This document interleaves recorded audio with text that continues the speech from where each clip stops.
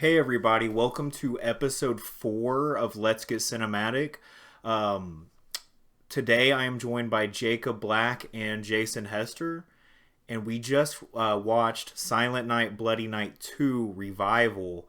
In episode 2 and 3, me and Jacob did Silent Night, Bloody Night from 1972, and then we did Silent Night, Bloody Night The Homecoming from 2013, which is like a remake that James Plum did because the original movie is public domain. But yeah, this week we're doing the sequel, which came out in 2015. I believe it came out in like January of 2015. So maybe like a little bit over a year after the remake came out. But it is a direct sequel to the original. It is not a sequel to the remake, even though a sequel to the remake was planned at one time and it just never happened.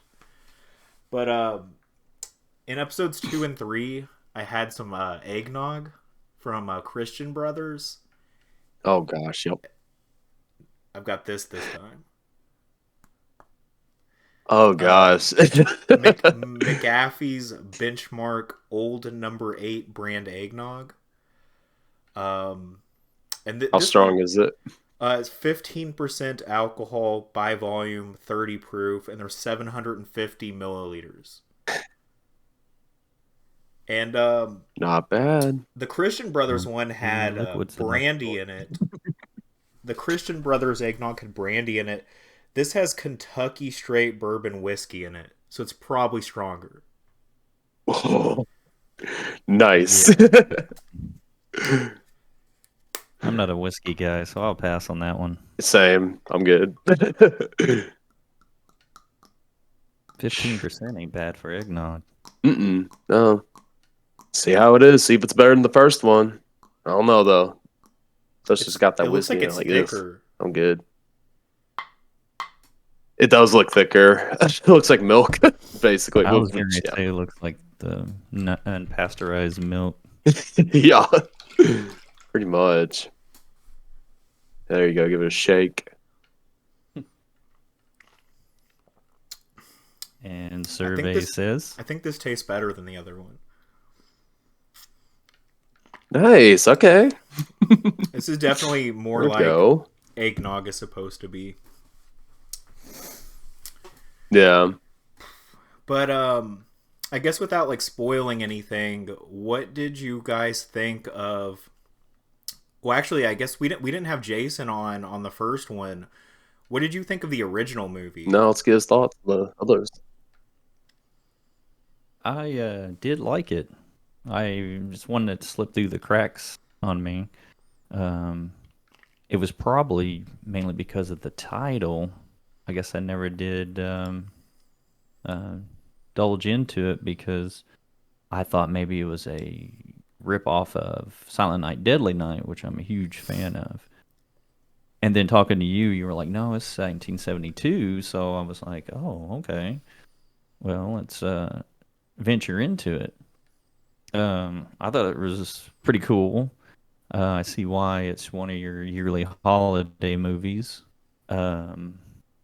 The story I thought was well written, as complex. I mean, there's no way of figuring that movie out. Yeah, the original is a Um, little bit and I, convoluted. yeah, definitely.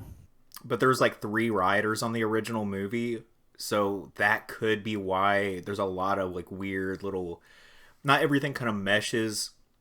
In the original movie's like something you have to kind of watch a couple of times to like kind of fully wrap your head around it, I think.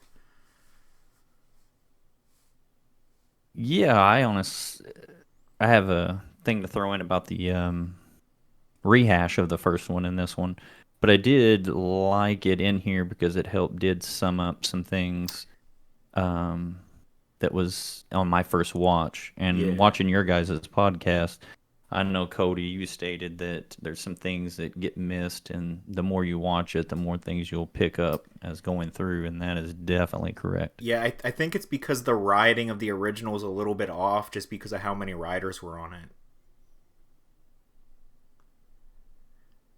But yeah, and then For sure. the remake unfortunately like isn't streaming anywhere in the US, and there's only one DVD release of the remake in the U.S., and that DVD release is out of print. I have the DVD though. I'm like one of the probably few people that probably have it right now. So that one, unfortunately, like Jason wasn't able to watch the remake, and probably a lot of people at home won't be able to watch the remake either, unfortunately. But the sequel is like available like everywhere. The sequel, Silent Night, Bloody Night 2 Revival, is pretty much available on like lots of streaming services. I think it's on Prime, Tubi, YouTube. I believe it's on a couple places. But yeah, the Silent Night, Bloody Night 2 was directed by Dustin Ferguson, and I asked him if he would come on to talk with us about it, but he said he can't. I guess his media manager only allows him to go on podcasts that have at least 1,000 subscribers, so he's not allowed to do that, which is odd, I think, because like no diss. I'm not trying to diss anybody, but it's odd because I've had plenty of other indie filmmakers say they'll come on and talk about their movies. So I just thought it was kind of odd because I feel like any publicity is publicity. Yeah, like that didn't make sense, honestly, because I mean, yeah, like you said, it's free publicity, like you kind of talk about the movie more, people might be more interested to go see it. I don't know. It just, didn't make sense.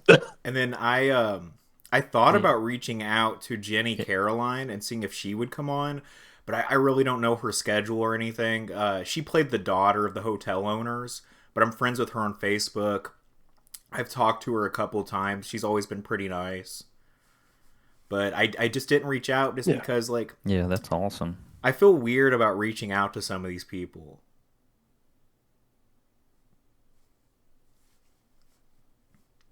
Nah, Yeah. Go for it. Yeah, I mean, well, what's the harm? But in this Yeah, sequel... there was kind of odd he wouldn't come on. But this sequel has... Because there had been a lot of... Sorry. Oh, no, Go you're ahead. fine.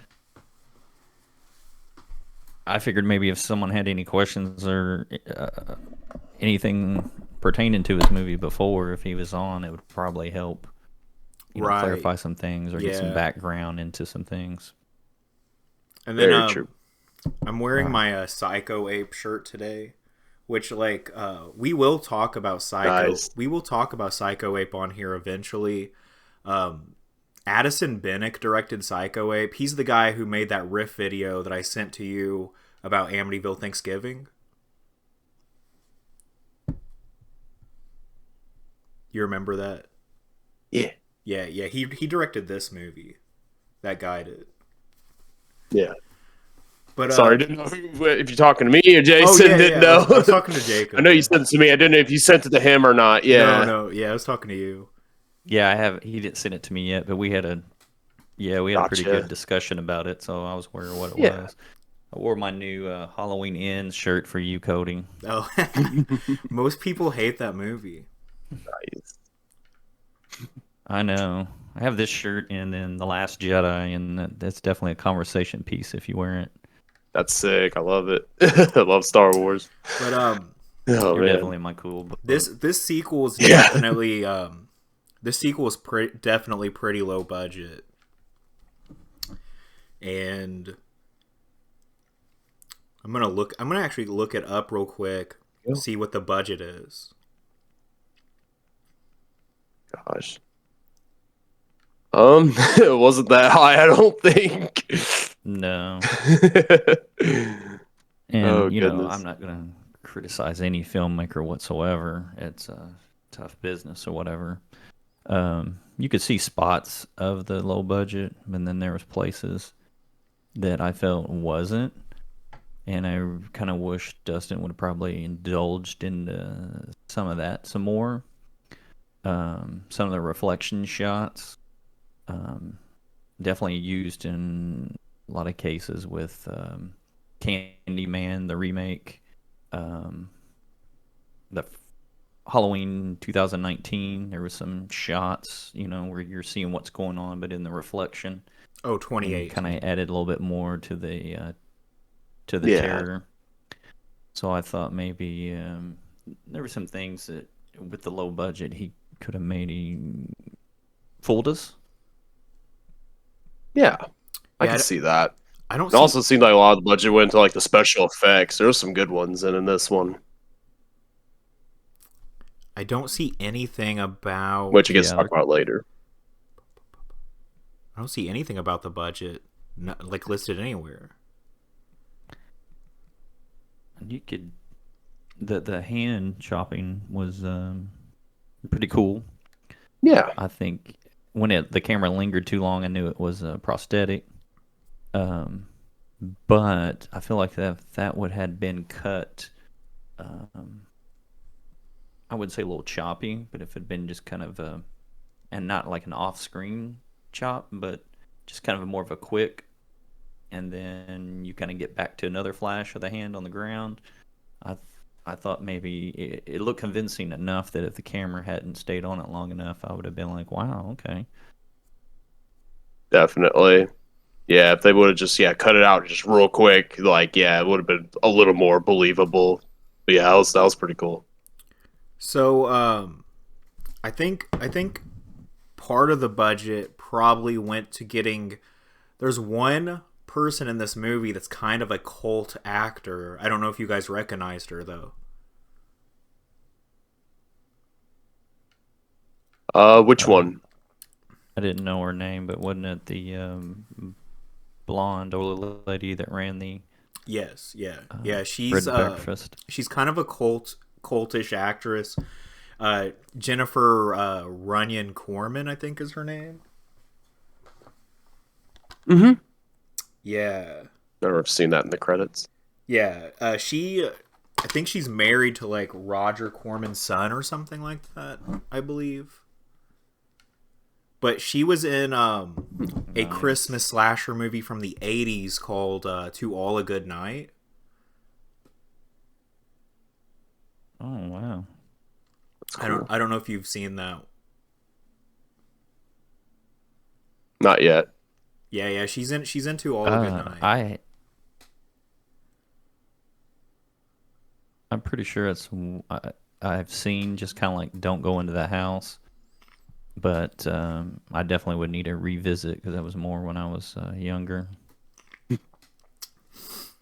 But yeah, so Silent Night, Bloody Night 2, the revival, I feel like it definitely maybe has a little bit too much like archive footage from the original movie, but at the same time it uses the flashback footage in a way that explains the original movie better too. So like I feel like it kind of in some ways it helps this movie, but in some ways it hurts this movie a little bit just cuz there's probably like 20 to 30 minutes of footage from the original in this, and this is only in 90 minutes anyways. So there's only like 60 minutes of like new footage, I think. Yeah, I felt like a lot of the movie was dominated by those flashback sequences. It just, I don't know, it just felt almost like filler. But then again, like you said, it did pertain to the story. But I don't know, it just felt like it was really drawn out and just unnecessary in some ways. I kind of felt like that as well. I think it was flashbacks or tend to be useful. I felt like it did linger on a little too long. Like I said earlier, though, it did help me kind of reflect on when I watched it and kind of like, oh, okay, that makes a little bit Yeah. more sense. But you kind of don't really want that too much in a sequel. It did. I kind of wrote down. It did remind me of Ricky from Silent Night, Deadly Night Part Two. How most of the first hour of the Yeah, movie's a yeah. recap. You know, this Literally, this I this remember yeah, being a kid and I was just so pissed off when I seen that movie. I yeah. kind of feel like maybe that movie might have been an inspiration for them to make this. I really do. Cuz like the original Silent Night Deadly And like Night if was kind of a cult classic, and the original like Silent Night Bloody Night's a cult classic. But since Silent Night Bloody Night is public domain, Dustin decided, like him and John Kleiza decided to do a sequel, And when they did the sequel, I think they were thinking about the sequel to Silent Night, Deadly Night. I think that's what they were thinking of. So they were like, let's kind of do the same thing and repurpose all of that footage because it's just legal for us to do that since there's no copyright. So they just kind of reused footage from the original movie. Yeah. I do think it's kind of annoying that they play all of that footage in like a sepia tone, though. Like all the footage from I concur. Yeah, all the footage from that first movie is played in like a greenish color, and it's a little annoying because there's so much of it that they should have just played it in its regular color. Yeah, I guess they're trying to make it look like it was like, oh, it's old footage or whatever. Like, just, yeah, with the whole flashback thing. But like you said, though, it got like, I don't know, it was a little bit too much. Like, I don't know, they could have maybe went with black and white, but then again, it would have probably made a lot of those like scenes like harder to see because, like, of course, it was like a darker like tone to begin with. So they might have just thought, okay, we'll just go with the sepia. I mean, it wasn't like in the original. Wasn't there only like a sepia kind of tone in like the scene where all the patients get out and it's like the whole mob thing? There wasn't even I don't think there was any weird colors in those flashbacks from the first movie. Oh, Yeah, I think they played in regular color. I think I'm remembering it wrong. Yeah. Gotcha. I think what he's talking about is it did add that how they used to use like speaking of whiskey earlier, Kody, but like the whiskey bottles with like a tint coloring in the water, and they would kind of hold it on a light, and it would give you that kind of nostalgia look of something old when it would save a lot of money, and you could do it right where it would pull it off. Yeah. And then with the flashback itself, how we were talking about it being too long, that would be another great circumstance where if Dustin was here, he could say, hey, guys, we ran out of money, free, public domain. I had to make up some time. Okay, I see that. He worked some magic because, maybe the budget and timing ran out. But we don't really get that. But I agree with the man on the top left that it definitely adds some nostalgia to it, but it didn't like deliver, especially the second time around. Yeah, for sure. What did you think of the fact that they sort of retconned the first movie a little bit by having Jeffrey Butler be like they kind of changed it to where he was sort of aiding his father/grandfather instead of in the original movie it kind of painted him as like maybe he was the killer a little bit, but in the end he seemed innocent. But this movie sort of like flipped that character and made it where he's sort of like a dual antagonist along with Wilfred in the original movie. It kind of makes him a dual antagonist. That I don't think that worked well. That just sounded like I don't know, like because Jeffrey, I really liked, I don't know, he has no. I really liked Jeffrey in the original movie. Like I felt like that actor and that character was pretty cool. So I thought it was just kind of a weird sort of change for this. Exactly, because like he sold it really well. He was innocent, but like, yeah, he was like the red herring the whole time. You're thinking he's the killer. He's kind of like diverting the expectation or whatever. But then in this movie, like, oh yeah, he was the killer the whole time. It's like they kind of take that away from him. And also, it's like, what? Why would he help his father out? He was literally so distraught about his past. It never said he was the killer, but he helped aid him in little ways by sending people to him and stuff. The only person he really... Yeah, but what I'm saying is I don't know why he would help his father out, though, because, like, he found out about his past, and he was really, like, distraught about it. It's like, there's no... that just didn't make sense to me. It just made no sense. In these flashbacks... It didn't make no sense to me either. In these flashbacks... He's aiding... I was just going to say, like, in these flashbacks, it was saying that he didn't know that it was his dad still until he got to the house. The whole time he thought he was helping his grandfather.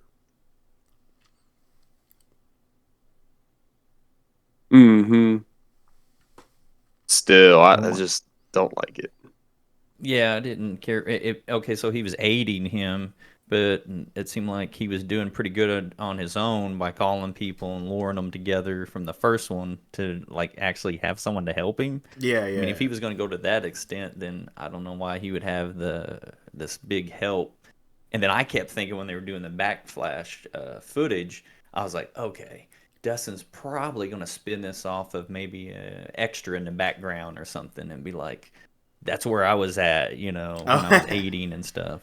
And didn't get none of that. So I Yeah, was like, oh, okay, well, where's this going now? that would have been a good idea, though. That would have been actually kind of cool if he did that sort of thing. But yeah, we got what we got. But yeah, so John Kliza actually wrote this movie, and I feel like he's kind of I don't think he's a bad writer necessarily. I because like I've so Dustin has made like a bunch of movies. If you go to Dustin's IMDb page, it says he's made like 130 movies, which isn't completely true. Jeez. Some of the entries on his IMDb page are like music videos, short films, and there's a couple of credits on his IMDb page that are like fake like podcasts that it says he directed. Like it says he directed like an episode of some interview show, and that interview show does not exist. So he's got fake credits on IMDb, as far as I can tell. Because some of that stuff doesn't even exist. Ooh. Some of it's music videos. There's music videos credited as films on his page. And so he always says he's directed like 130 movies. I think he's actually directed like 60 or 70, which is still a huge number. He's directed like 60 to 70, maybe You just got 75. exposed. Well, that's unsatisfying, especially since everyone out there is going through grueling, guerrilla filmmaking and do that.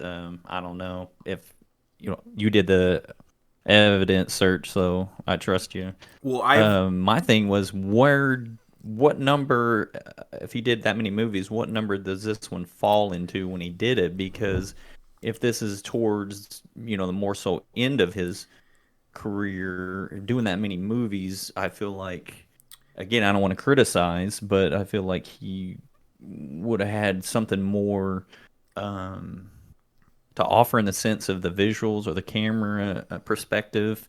Again, this like is being one of able the to earlier disguise ones. the low budget.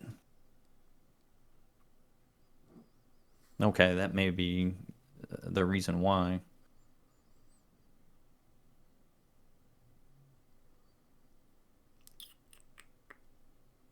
Because I know being an artist myself, I'm highly critical of anything I do. So if I go back and, would look at something or rewatch something, I would be like, oh my God, I should have did this, should have did that. Oh, what was I thinking? Oh man, this would have been so cool. I felt like if it was later in his career, after so many of those underneath his belt, then he would have performed a little bit more entertaining with the camera movement. I mean, you could look at a comic book and see how they set up their different perspectives, um, and could have just kind of disguised that low budget, especially being ambitious to go to a sequel to a 1972 film. Yeah, that was a pretty big task to take on for sure. Yeah, I feel you there. Like, I went to college for 3D.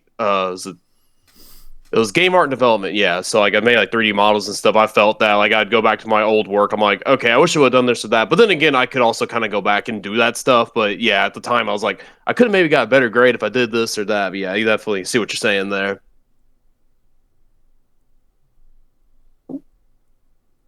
So this was What you finding, Kody? this was the 14th movie he ever directed, like feature length movie. Mm.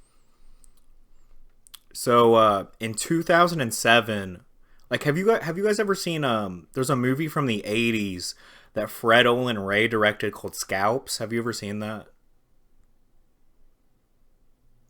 No, but I know what you're talking about. Yeah, so Scalps came out in the 80s.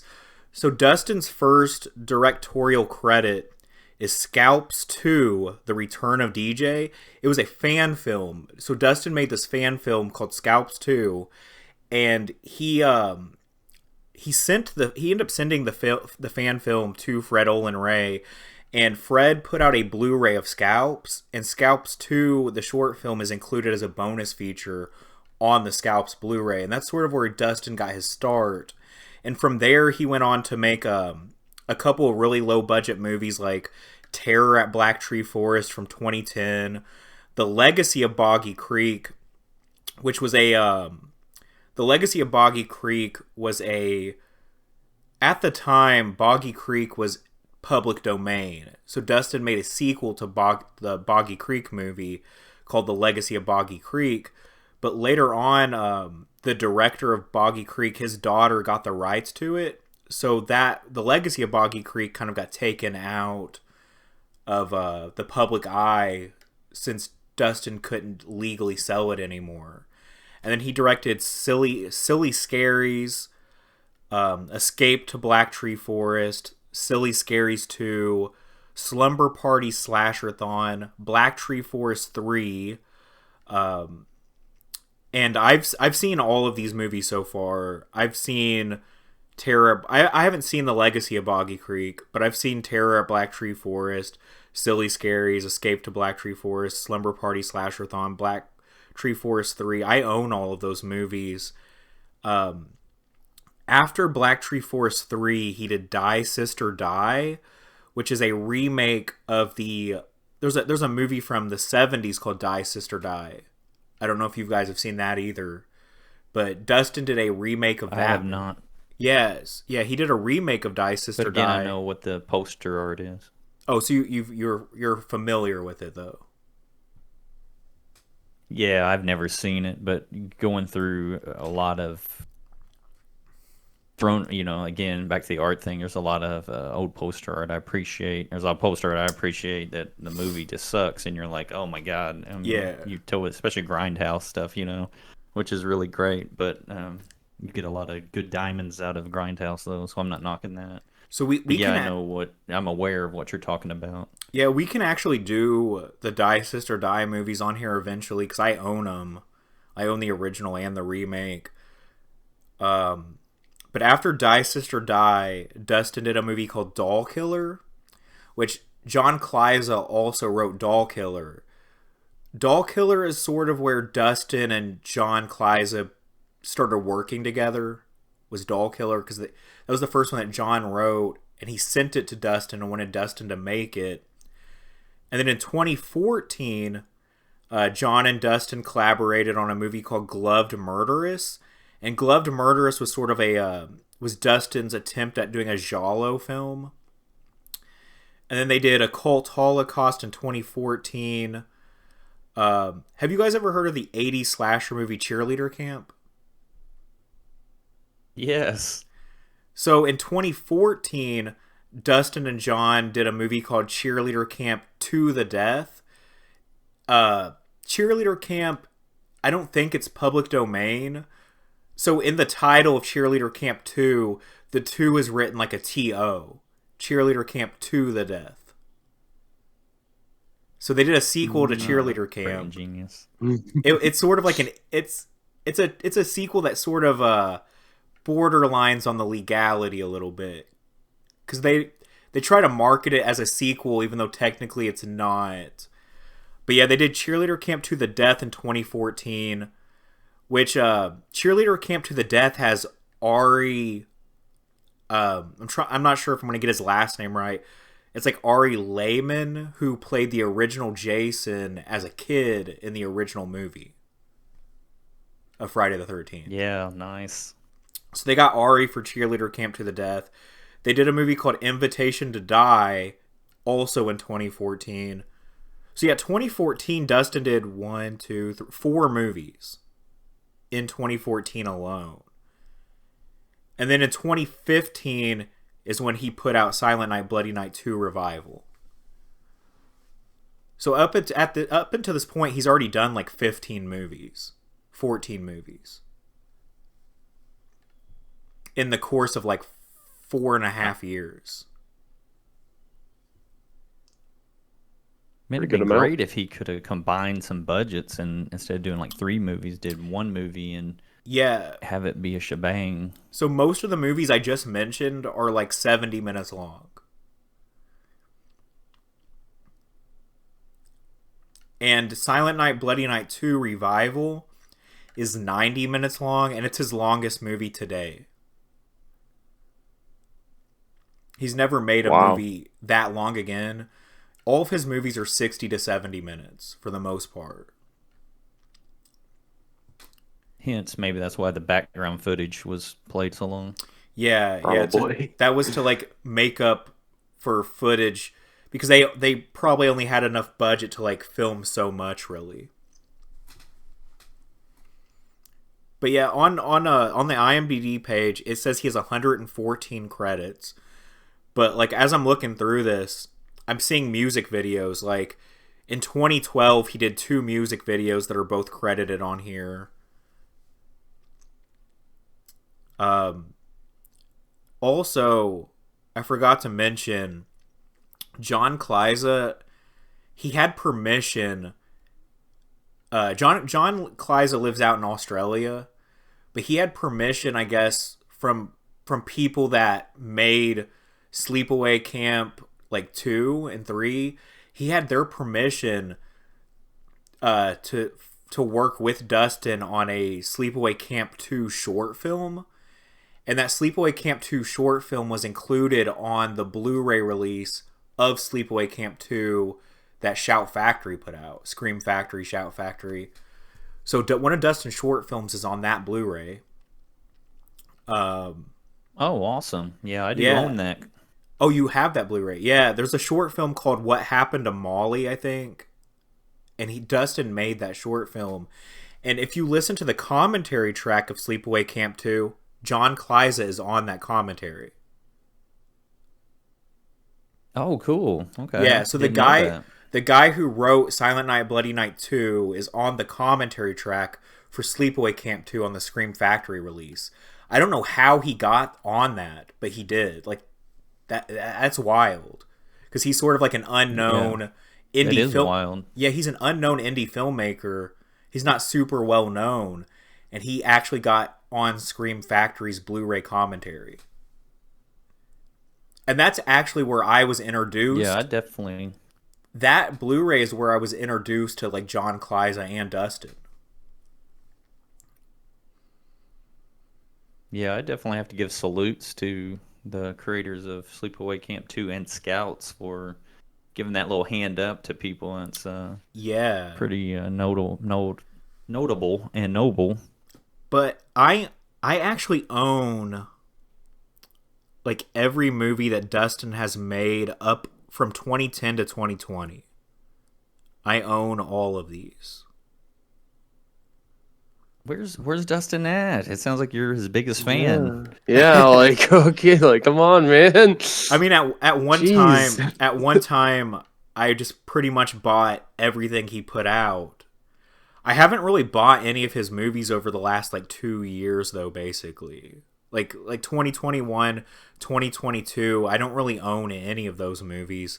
But he's made several like since I stopped kind of like looking into them. He's made quite a few. Well, I have some of the 2021 movies. Yeah, I do have a couple of these. But yeah, he on record he usually makes like 10 to 15 movies a year.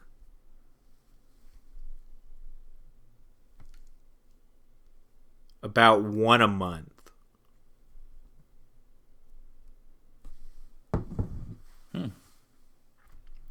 But yeah, Silent Night, Bloody Night Yeah, it's 2. pretty rigorous. Yeah, Silent Night, Bloody Night 2 was about like 4. So since Silent Night, Bloody Night 2 came out in January of 2015, pretty much it was a little over 4 years into his career. Gotcha. It was his I don't know. 14th movie in 4 years.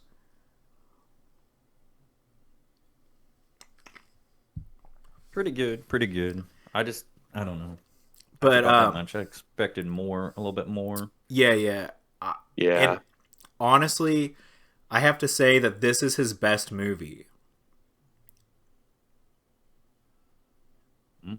Yeah. Everything before and everything after doesn't really compare to this one, in my opinion. Except for maybe the Black Tree Mm. Forest movies. He did the Black Tree Forest trilogy between 2010 and 2012. And those three movies might be. They're pretty close, but they might be slightly better. They're about the same quality as this one. They're I feel like he put more into the early movies when he was in Nebraska. He was sort of a starving artist, and I feel like he put more passion into the older movies. When he moved to LA, his movies kind of changed a lot. I don't think the LA movies are quite as good, but it could be just because of the locations. In Nebraska, he had more like woodsy locations, more rural locations. And in the California movies, they're a little bit more like bigger city type movies. Would make Yeah. sense. I was going to add that I did like that the very beginning of it did had actual snow in there. Mm-hmm. Not saying, um, low budget films, not saying that they use fake snow because that would be costly. Yeah, yeah. But, there's a lot of them that do use the stocking, gloves, and things of that to give you the impression it is cold outside because it could be cold without snow. But I did give him kudos for that because I I he think waited for the certain time to actually get that filmed. I actually think this one feels more Christmassy than the original movie, and it feels more Christmassy than the remake. Yeah, definitely. There's a lot of Christmas imagery all around. Every house is decorated from the inside out, and Yeah, and yeah, the carolers. Which, oh my gosh, that scene was so cheesy. She runs like, "Run!" And they're like, "Oh!" And it's like, why didn't you stick with them? Like, are you stupid? Like, oh my gosh! I was like, really? Yeah, I felt that's where like he kind of started out. Like I said, there's that low budget quality, but yet there was some direction going on there, and I felt like he sped it up too much at the end, and it just got too cheesy, too repetitive, too quick. I felt like there just could have been it could have made it even up for a couple minutes of time on the screen camera. Just how it kind of come across comical when he was really going for that serious tone at the beginning. Then we've got the seriousness of the back, the flashbacks, and then to kind of add that in there just felt kind of a little fast forwardy. I didn't feel like it was necessary. I feel like Yeah, I feel like for there is a sure. little bit of a tonal change later in the movie. The tone feels a little bit different, a I little mean, bit. because this guy's talking about a family dynasty here. This crap is going back for like how long? And it's Yeah, people yeah. getting murdered and houses tore down over it. I Yeah. think Because it'd be a little bit more the passionate about the the serious tone, especially if I'm going to go start killing people. yeah, because Exactly. yeah, because all the stuff with like Jeffrey Butler's, like with Wilfred and his daughter, all that stuff would have happened in like the 1930s or 40s, I think, because the 1950 is when he supposedly burned that guy alive and like faked his own death. So yeah, this whole timeline stretches from like 1930 to 2014. Yeah. And that's where also too we were talking about him tying up the relationship there, being behind the scenes, helping that I didn't buy because he totally could have been. I mean, the lawyer had a mistress. He's a scumbag cheating on his wife. Yeah. So why didn't the any of the other main characters from Wilford's or whatever have some love child and he be the love child? Not really have no identity, has no accountability to the heir or any of the legacy or property that's explored here. Any kind of money from the man's will whatsoever, he would be a little bit of a motive there. For sure. Like, I don't get like tying into that a little bit. I don't get how he says something about like after he gets shot at the end, he revives himself. I'm like, how did you do that? Like, I guess he are just, y'all some like otherworldly beings or what? Like that made no sense. I guess he somehow survived the gunshot and sort of crawled out, and then he later fathered the 3 Zachary kids. Yeah, Dude, I just he's don't. like, he's totally taken, from Darth Maul. He's totally using the Force and all that anger and hate. That even though he's chopped in half, he's able to keep going and crawling and. Exactly. Get the robotic legs. Like, yeah, here we That's gonna be go. part 3. Robo, Black Peter.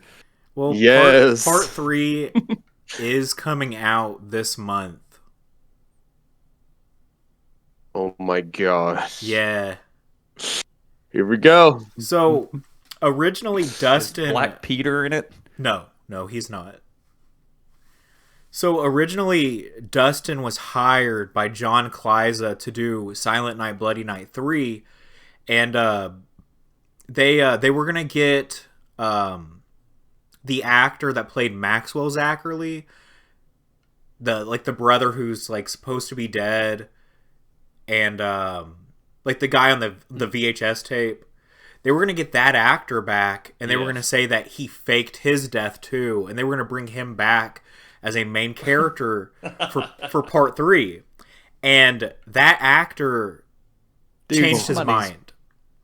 That actor pulled out of the project. Yeah, I mean, for part 3. The whole soap opera TV shows died off a long time ago. This is like Falcon Crest or Young and the Restless, where they had these characters and all of a sudden they're killed off and then they fake their death and they come back and Silent Night, Bloody Night. I remember my mom used to watch that crap. And Silent Night, Bloody Night. I was like, what? Does anyone actually die on this show? Silent Night, Bloody Night's kind of dramatic. A little bit. But yeah, hey, there you go. He could have used some more of those soap opera camera angles where you ever notice soap operas, the person standing in the back looking at the camera and they're looking. Who talks and argues like that? Where you just look away from the person, like, blah, blah, blah, it's my baby. Yeah. Like maybe he could have told that's just so unnatural, but maybe he could have threw that in there and gave us a little bit more different camera angle. And but yeah, so I'm just beating that into a dead horse. I'm sorry, but also, it's a good point though. While we're talking about Maxwell Zachary, did you guys notice that his grave was like a JPEG? That gravestone. Oh yeah, it did look pretty bad. And you can see through it. If you look carefully, it's a little bit, there's an opacity to it a little bit, and you can kind of see slightly through it. It's like they just had like a JPEG of like a gravestone there. Because they couldn't use like an actual gravestone from somebody living. So they had to like throw that like JPEG of one in. But you can slightly see through it a little bit if you look carefully. Reminds me of that freaking that shot from Amityville Thanksgiving, the head on the table. It was a JPEG. And then I remember the commentary's like, yeah, I really like this shot or whatever. It's like, what? Yeah. Really? In Amityville Thanksgiving. The truth is out. I know that eggnog is a JPEG that Cody's drinking. Yeah, it's a JPEG. It's moving though. I can see right through that. Gosh. But Pilgrim milk. But yeah, so originally they were going to bring back the actor that played Maxwell. They're going to bring him back for part 3, but he pulled out of the project. So Dustin had to rewrite his script for part 3, and it was going to be, they were going to make Silent Night, Bloody Night 3 in the vein of Halloween 3, where Silent Night, Bloody Night 3 was going to have nothing to do with the first 2 movies. But then, behind the scenes, John Kliza and Dustin had a falling out, and Dustin was kind of removed from the project. So now Dustin is no longer involved with Silent Night, Bloody Night 3, but John Kliza still is. Because John is like the producer. That may be pretty decent. So John wrote... Yeah, because he'll have free reign to come up with a total new story. Well, they did. Yeah, John rewrote it and made now Silent Night Bloody Night 3 is going to be a direct continuation of Dustin's movie Silent Night Bloody Night 2. It's going to be a direct sequel to that now again. So it's kind of changed 3 times. It was going to focus on Maxwell, then it was going to be its own thing. Now it's a direct sequel to 2 again.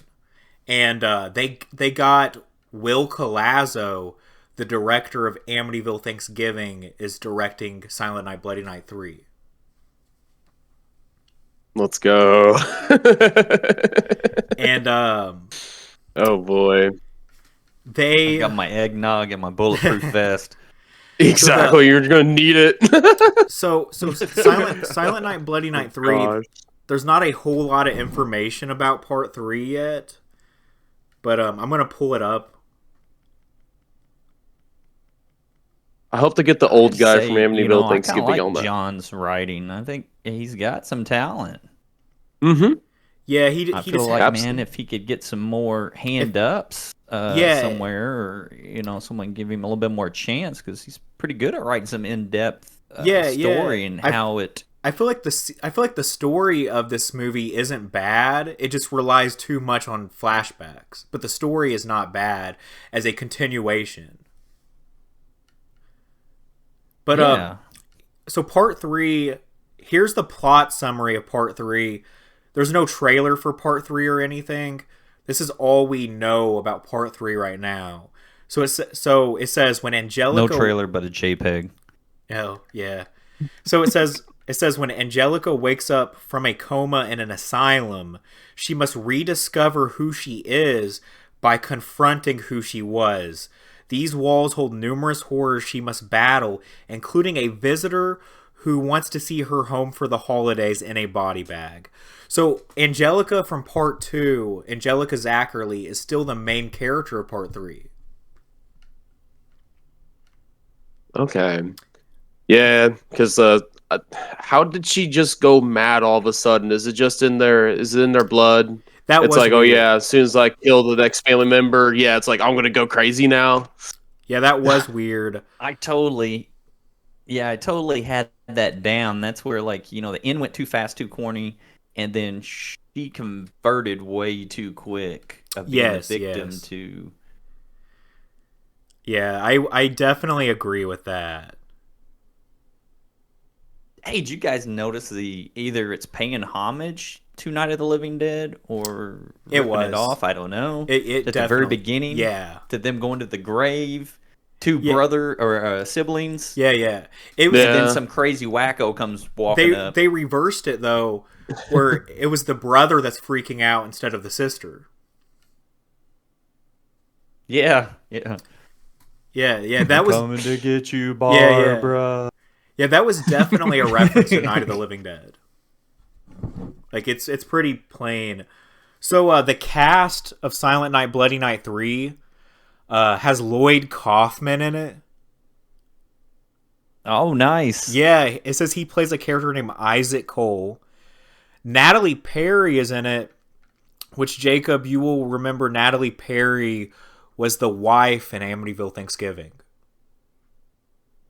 Oh, nice. Yeah, so she's gonna be in it. Or slept with the old dude. Yeah. And then oh gosh. So Julie Ann Prescott is in it. She was the ghost lady that was preparing the meal in Amityville Thanksgiving. The lady with the tattoos on her. Oh. Yeah, she's gonna be in it. So Angelica, they recast Angelica. It's not going to be the actress from part 2. Instead, they got Tina Cross.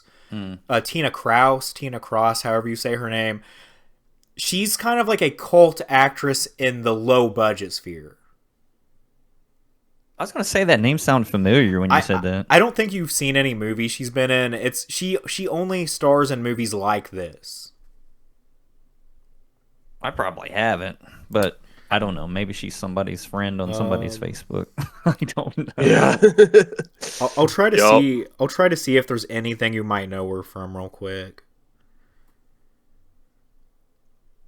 Man. Oh, let's see. No. See if there's anything. Oh, it was weird how she was talking. The Angelica girl was talking to the gun. She picks up. She's like, "Are you loaded?" It's like, Yeah. Yeah. what? Who wrote Yeah. this? Was that a hint of her slow decline right there mentally? Yeah, that was the indication. It's like, oh, she's going crazy now. She's talking to the gun. Like, who? Like, oh my gosh. And then when she shoots Jeffrey. She's like, "Oh, he has a red nose, or right in the nose, just like Rudolph." It's like, what? Like, Yeah, what they were is just this? too off-putting. So Tina Very. Krause. And Tina she could have been Krause. like nervously checking the gun to see if it's loaded. And Yeah, kind of yeah. like Jamie Lee Curtis in the Halloween is like, oh, the Yeah. keys, oh, the keys, I need the keys. So Tina Krause, seeing Krause. if it's loaded, Tina Krause has been an Yeah. actress since 1994.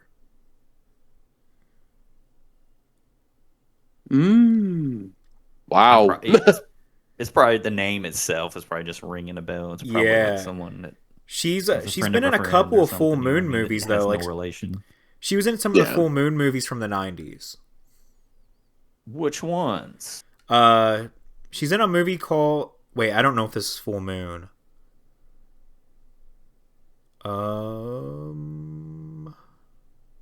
Yeah, I think better this. get your sources right. Yeah, come on, man. I think this is a Full Moon movie. From the unreputable. Bloodletting. Have you heard of Bloodletting? No. Yeah, she's in Bloodletting, which is kind of a known movie. She is in. Well, she's in Witch House 3. I know Witch House 3 is definitely Full Moon. Full Moon did Witch House 2, and Witch House 3. Never seen those. Oh, she's in a Chris Seaver movie. Chris Seaver is one of my favorite directors. She's in Quest for the Egg Salad by Chris Seaver. Quest for the egg salad? Yeah. Yeah, so Quest for Go to the Walmart. Quest for the Egg Salad is a parody of Lord of the Rings. Oh. We totally have to do a movie together and call it A Quest for a Face and a Dick. For what? A Quest for a Face and a Dick. I don't get it. Ooh, is it like where like this dude doesn't have a face and he doesn't have a dick and he's just on a quest? Like, okay, well, let's do it. Complete blur. Yes. Oh my gosh. Oh. Like just censor the dude's face out the whole time. So Tina Krause is also in Camp Blood 666. Yeah. Ooh. Which we That will one I'm aware of. I don't remember. we will do the Camp Blood movies on here for sure. Then we'll find out. So it looks like Will Collazo, the director of Silent Night, Bloody Night 3, will also be in the movie as a character named Silas. Kyle Rappaport is in Silent Night, Bloody Night 3. So Kyle's an interesting person. He on YouTube. His name is Movie Buff 1, and he actually calls me on Facebook every once in a while. He's been wanting me to cover his movie, The Shackle Demon Project. He's been wanting me to cover that. He wanted me to review it. I kept telling him, no, I don't do movie reviews, but I do podcasts. And actually, Shackle Demon Project was originally going to be the first episode of Let's Get Cinematic, but the recording was all screwed up. So I will have to do that again at some point. But yeah, most of these... after you fired the sound guy, I think we've moved on. Yeah. Yeah, exactly. So yeah, it looks like the killer in Silent Night, Bloody Night 3 will be a character named Jack Frost.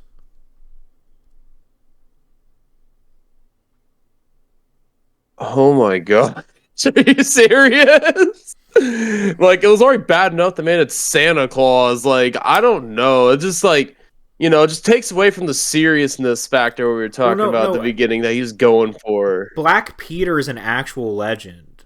I don't know if you probably never heard of Black Peter. It's an actual legend that dates back years and years. Black Peter existed before Krampus did, I believe. Okay. Oh, yeah. So he wasn't technically Santa. Yeah, he's Black Peter. Okay. Yeah. Yeah. Okay. Yeah. So Gotcha. Black That That makes Peter. sense. explains, because that was one of my questions. One of my questions to you, Cody, was about why they chose Black Peter. I Yeah. thought it was kind of a tongue-in-cheek thing, but then like No. they tied that into this whole lore. Yeah. So you know how Krampus is supposed to be like this German sort of folklore where the parents would tell the kids like if you're not good, Santa won't give you presents and Krampus will come and punish you instead. So Black Peter was sort of that Yep. legend before Krampus was around. In like all the stories, Black Peter is the evil twin brother of Santa. Mm, So this is an okay. actual existing Didn't know legend. that. Yeah. This is an actual existing legend. So they incorporated Okay. That makes more sense. the mythological character of Black Peter into this plot by having Jeffrey Butler kind of take on Black Peter's sort of like persona. He's punishing. Good job, John. Yeah. Yeah. There you go. That is kind of like a cool writing plot. He's punishing everybody for getting rid of his family legacy by getting rid of the mansion.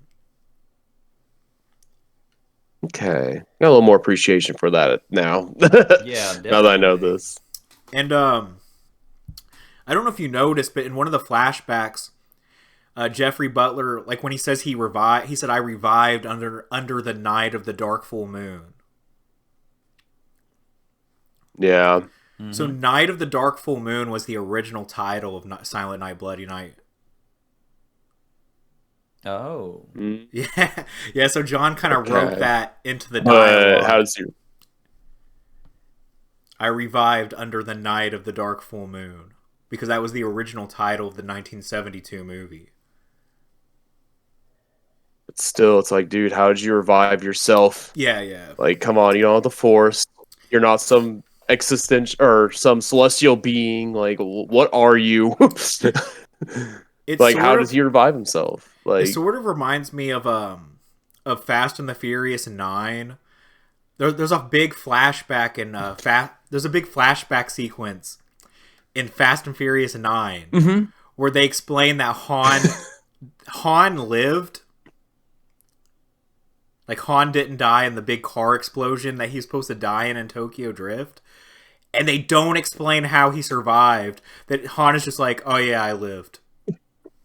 yeah, And it's just, sort of yeah, like I sort live. of Don't like- question it.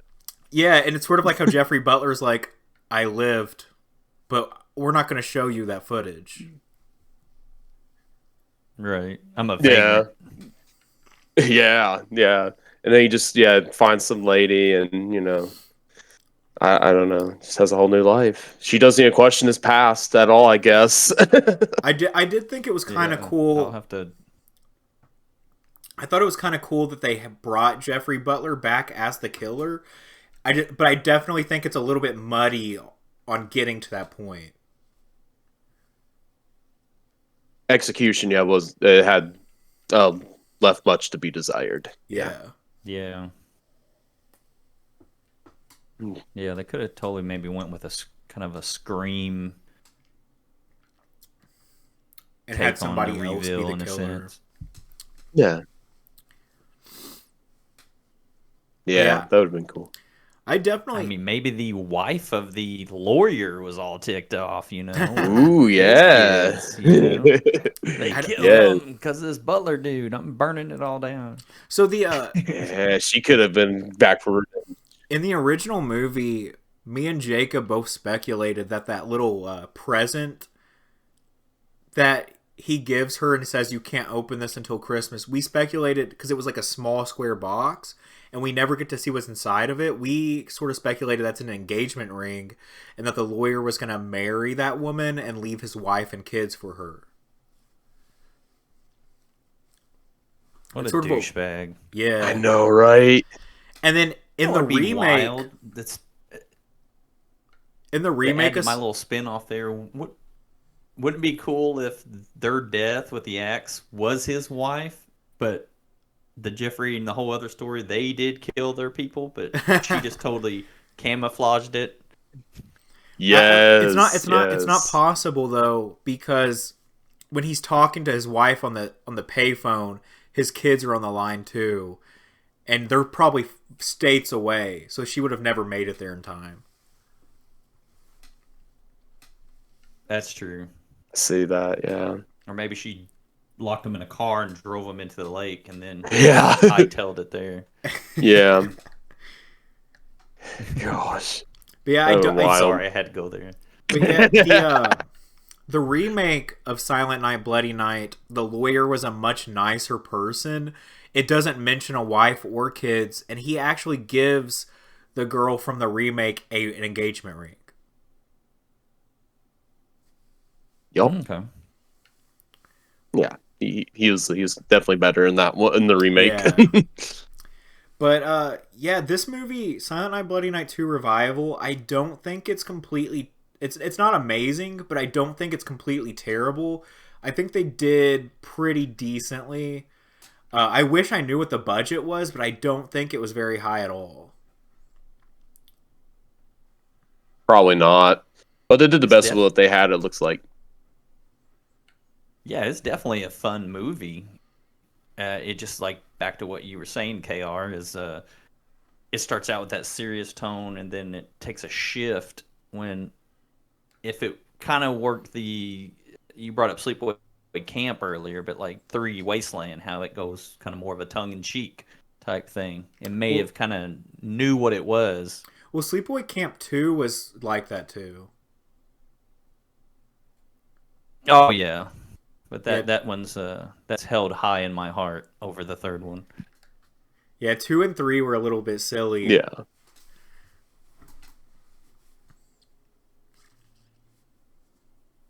Oh man, there was one part, like the audio was messed up in some parts, and it was really annoying. Like sometimes it kept going to just the left ear, Yes. and then it would just go back to normal. It's just like, did y'all not catch this in post? Like that just, I don't know, that was kind of off-putting. Well, Kind of detracted from me watching. it's that's not something they can really fix. When the audio is recorded on set, that's how it's recorded. So the audio is going to turn out. Yeah, but like you can go back and just like you could like set it to mono, and then it will like appear in both ears, like I guess that's instead true. of like stereo. Like I think it all went to like the left ear. They could have made it mono in those parts where it did mess up, and it would like correct the issue. It was I probably don't know. a settings. I don't know what they edited It's on. probably a settings issue. Yeah, I didn't even notice that. Oh, I know. I definitely did. Probably. Yeah, I definitely noticed it. Yeah. There's like 2 or 3 scenes where it does that, where it switches from left to right. Yeah. Like whenever they get out of the car in the first scene where they're going to the bed and breakfast, like Yeah.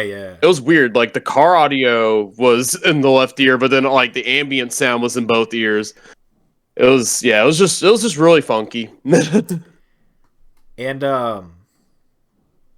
shoot, I can't remember what I was Totally gonna didn't say. think they needed the shot. Yeah, sorry. I totally didn't think they needed the shot of the poison in front of the hot cocoa box. Oh yeah. I mean, So- that was kind of cheesy too. So fun Like, fact. you could have just done without that, because you're already piecing together that she's starting to act weird and cough. Like, okay, she got poisoned. So fun. And they could have did the camera angle focused on Angelica and have it go in focus, out of focus, and you're like, okay, she's totally poisoned. You buy it. You didn't really need to go. The audience could have put that together themselves. Yeah. It's like in creative writing, kind of learned like tell it, don't show it. I guess kind of like just leave things up to interpretation. People can get it. But yeah, what were you saying, Kody? So fun fact: the lady that's coming to like investigate, the one that drinks the poison, that is Dustin's sister. Yeah, that's Brianna Nice Mitchell. cameo. Yeah, it's Brianna Mitchell. She married Daniel Steyer, who's also another indie actor, so it's Brianna Steyer now. But her name was Brianna Mitchell at the time, but now it's Brianna Steyer, and she's been in a lot of Dustin's movies. This was so their family, I guess, kind of split up for years, and Dustin, his sisters, he has 2 sisters. Only one of them is in his movies, but all 3 of them were sort of split up for a little while. and they reconnected years later. So starting with Silent Night, Bloody Night 2, Brianna starts to appear in a lot of Dustin's movies from that point on. She's also the main character in... That's cool. She's the main character in Doll Killer, though, which came out before this. So I guess that's Doll... cool. I totally like when they do that stuff. Yeah, so I guess Doll Killer was the first... I think was her first, like, big role. Yeah. But yeah, I had a question for you. Yeah. So, since the 72 is a yearly watch for you, is the sequel a yearly watch for you? And why or why not? I do watch the sequel pretty much every year also. The weird thing is I don't watch the remake every year, but I do watch the original and the sequel like just about every year. Yeah. I think I've been watching them since 2019. I think that's the first time I watched both of these. So I watched them in 2019. In 2019, I watched all three movies for the first time. And then I think in 2020, I watched all three movies. But in 2021, I only watched 1 and 2 again. I didn't watch the remake in 2021. Yeah. Because I feel like I would revisit the first one definitely. Yeah, I do And actually would be kind of like every so often. I have seen both movies like 4 times each, I think.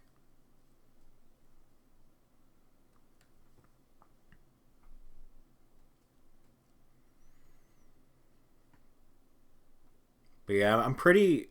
Do you think? Do you? Do you think that?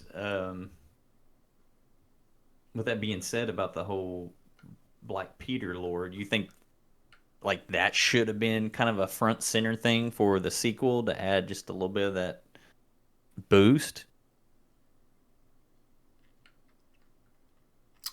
Or you think it was fine just how it was? Yeah, I think it was fine how it was.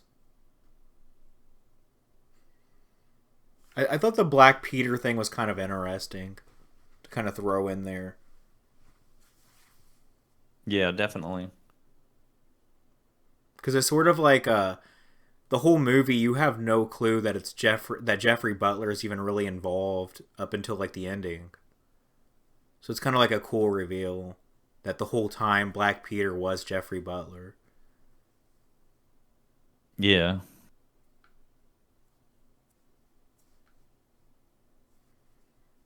Yeah, with the way the people that own the bed and breakfast were acting, I think they were supposed to be kind of like the people who were supposed to subvert subvert your expectations towards them being the killers. Yeah, it's just how weird they're acting, and just like saying all this stuff about values, and like that was really just It was especially weird with the mistletoe scene. I was like, "You're really gonna make this brother and sister kiss? Like, what are y'all?" Like, that was weird. Yeah, that was totally. I was like, "Where is this going?" Yeah, I'm like, no.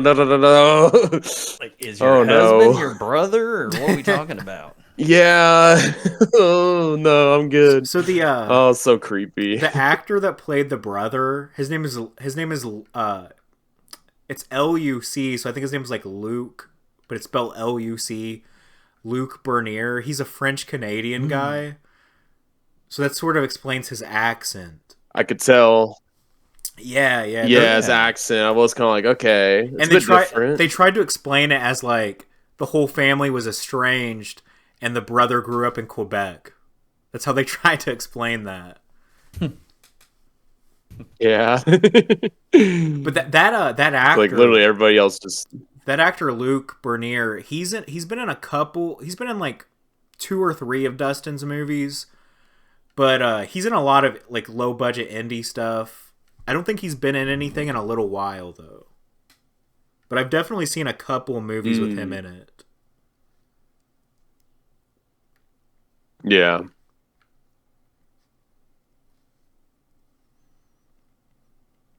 I'm gonna look it up real quick. You could definitely do a prequel to it as well. while they were on going to the third chapter of the series. They could definitely do a prequel. True. Go over Wilfred and his life, how he Yeah, came a to little bit of how he came to be how he was. He was a messed up man, very messed up. We see a lot of that in the original movie through the flashbacks, though. So I don't know how necessary that would be.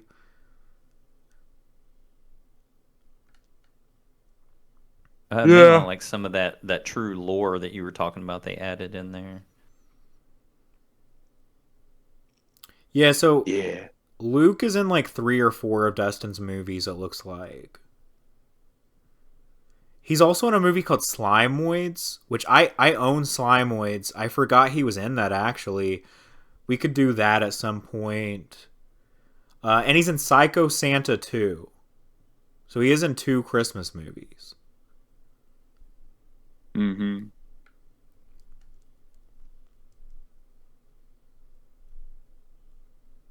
But yeah, for this one, I don't think I really have a whole lot more else to say about this movie in particular. I feel like we've kind of covered pretty much all of the bases, but I am really curious to see what Will is going to do with part 3, especially since they're bringing Angelica back, even though it's a different actress, and there's a new killer named Jack Frost. So I'm wondering how this new killer is going to tie into the whole lore, just this Jack Frost killer. So instead of Black Peter, it's Jack Frost, and it takes place in an insane asylum, where I guess Angelica has lost her memory. She doesn't even remember the events of part 2, I don't think. So she's like she's suffering from amnesia. So I think it's gonna be kind of an interesting sequel. That'll be interesting. And I might try to get Will on that episode if we do it. That'd be sweet. Because Will wanted to be on Amityville Thanksgiving, but we couldn't get him. He was busy that day.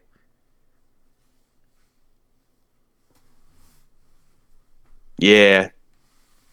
I hope they get the old guy though from Amityville Thanksgiving on the this one as like a little cameo. Oh, yeah, he's not in it. He was hilarious. He was great. He's like crazy grandpa on Silent Night, Deadly Night. Yes. Yeah. That guy. My gosh. That guy was I've seen an interview. He was cool. Yeah, that guy was something else. Yeah, dude, he was definitely they totally casted him well for sure. Yes, he was the best. He was my favorite part of that movie. I don't think Jason, you didn't watch Amityville Thanksgiving. I don't think. I did not. I was referring to the Silent Night, Deadly Night creepy grandpa. Oh, him too. Yeah. So that guy that when they show him unmasked, that like older guy, he is actually married to the older woman that was staying at the motel in real life. That's cool. So yeah, the unmasked Jeffrey Butler old man at the end of the movie is married to the old woman the older woman that was staying at the motel as the guest. Oh, okay. Yeah, if you look in the credits, they have the same last name. Yeah. That's pretty cool. Yeah, like when they do that stuff. I think they're relatives of Dustin also.